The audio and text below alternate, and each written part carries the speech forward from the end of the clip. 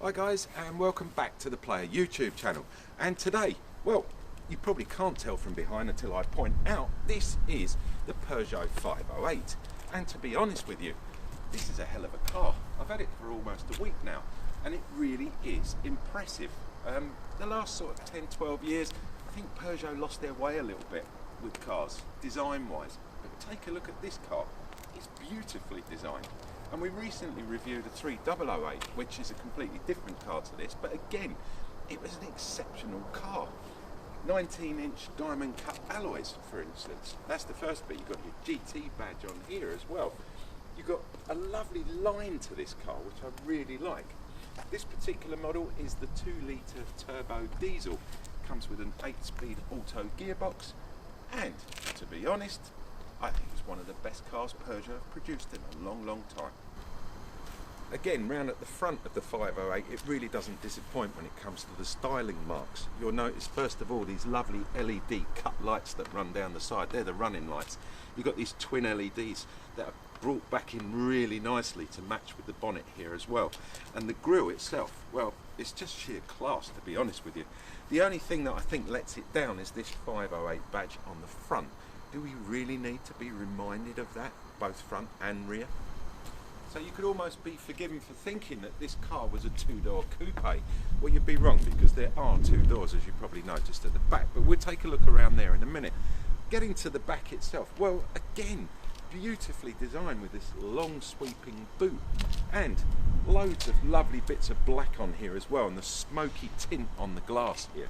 Really nice. Speaking of that, for those of you who are on a little nostalgia trip, you might remember Knight Rider with the car Kit in it. He used to talk to Michael Knight.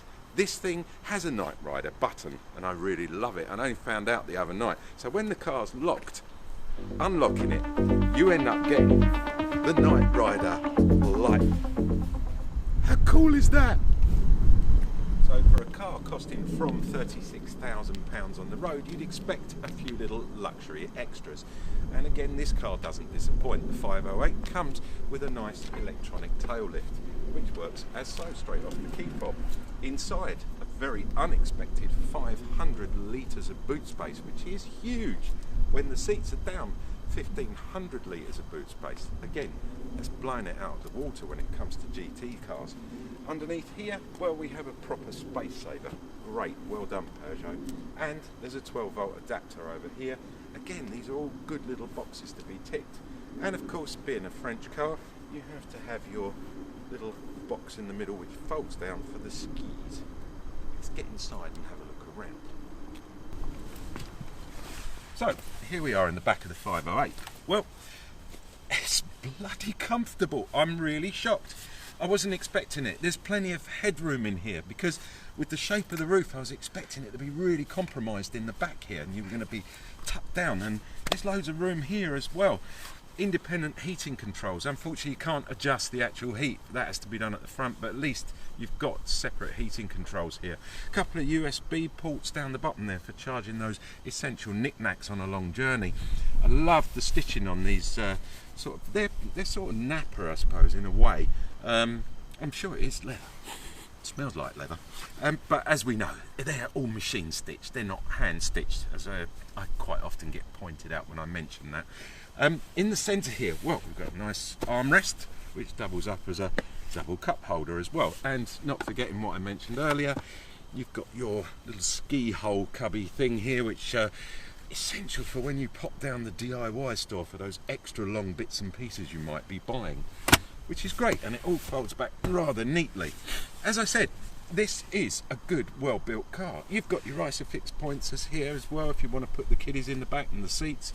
And generally, it's a really nice, spacious place to be. Let's jump in the front and see if that all matches up with everything else we've just looked at, and whether this really is value for money at £36,000. The 508 is really well designed, and up at the front here, it's a super area to sit in. Everything's very touchy-feely. The only thing I don't like is they do this piano black finish, which it looks very nice when you first get the car, but it's just so prone to scratching. And this one I can already see has got a small scratch on it. It's such a shame, because it's a good finish.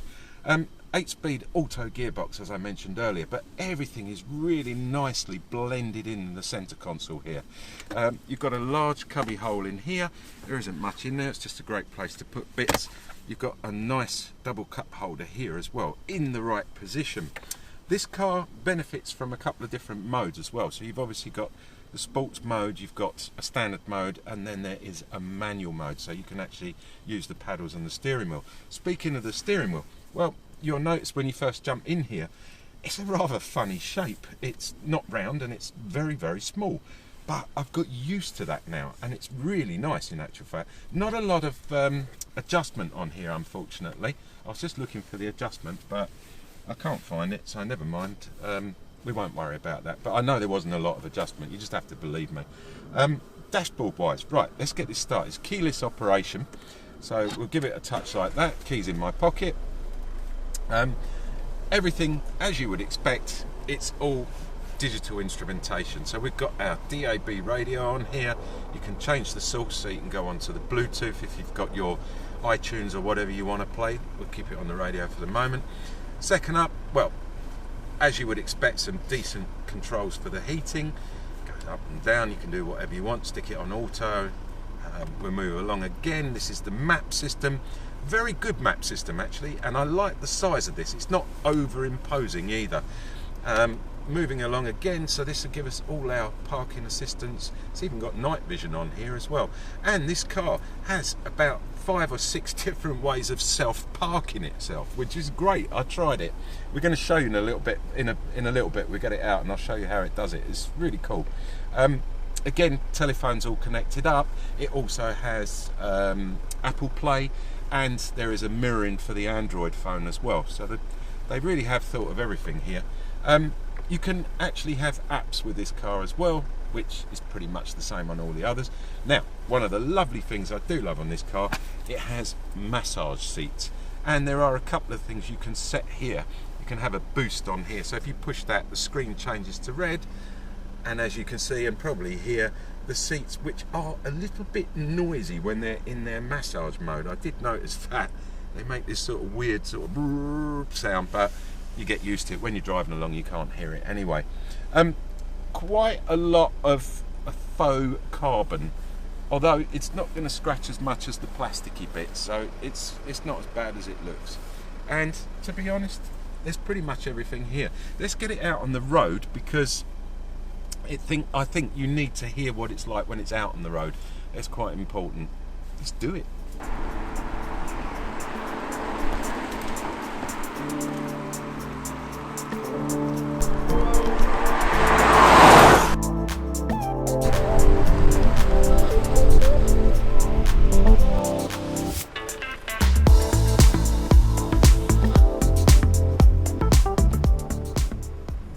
So here we are out on the road in the Peugeot 508 GT, and what a lovely car to be in. First thing you're going to notice is it is extremely quiet. I've currently got it in the comfort mode, which makes it very soft and quite bouncy, but it's very comfortable. I imagine you could do 2, maybe even 3 hours in this car and feel totally the way you got in it. There's 5 different modes on the car, I should point out. So you've got the eco mode, you've got the comfort mode, you've got the sport mode, which basically tightens all the suspension up, gives you a bit more feeling through the steering, and at the same time it will unleash that 180 brake horsepower from the 2-litre turbo diesel. There is also a manual mode where you can set everything up yourself and use your flappy paddles, which is always great fun, and it's a nice thing to have, especially in a family hatch like this. There's great visibility, great sound system as well. I mean, it's got digital radio in it, but I've had mine linked straight through from the iPhone. Really sounds great.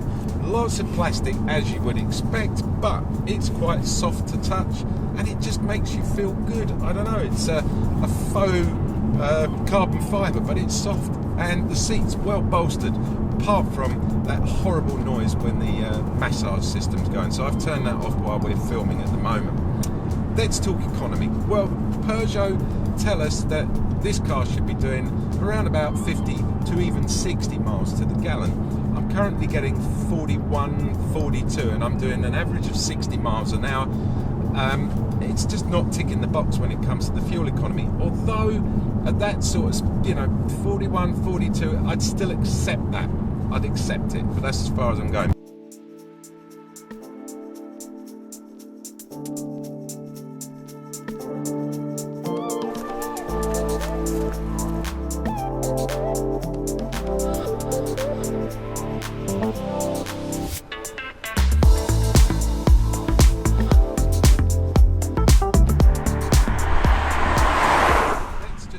There are a couple of other little bits and pieces as well which I'd like to point out. First thing is the steering position. Now it's great, it's comfortable, but if you lower the seat it impedes the vision on the instrument panel, so you have to have your seat high and you almost feel like you're driving an SUV rather than a family hatchback or a GT. So that's a bit of a bugbear.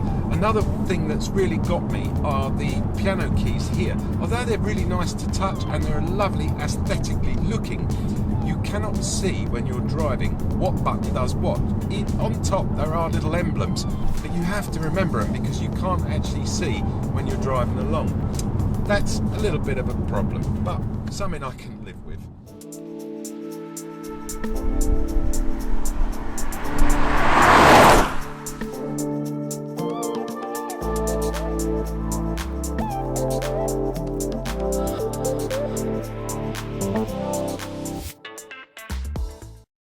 Itself, well, it's got all the safety aids under the sun. You've got lane departure system, auto high beam dimming, the list goes on and on. On top of that, you've got all the parking systems on this. It's got 3 or 4 different parking, autonomous parking as well. So it is an all-round very, very high-tech good car. Price-wise, I know I mentioned 36,000 from earlier on in the video. However, that is for the GT. There are 3, possibly 4 other models. You need to check that out. Go online. I also know this car in the 2-litre spec you can get on certain sites on the leasing from about 31, 32,000. So have a good hunt around, get out, have a test drive, enjoy this car. It's a fantastic bit of kit. I love it. You have been watching me, Andy Jones, and the player. Don't forget, like, subscribe and comment if you want to. Look forward to catching up with you next week with another car. Thanks for watching, guys.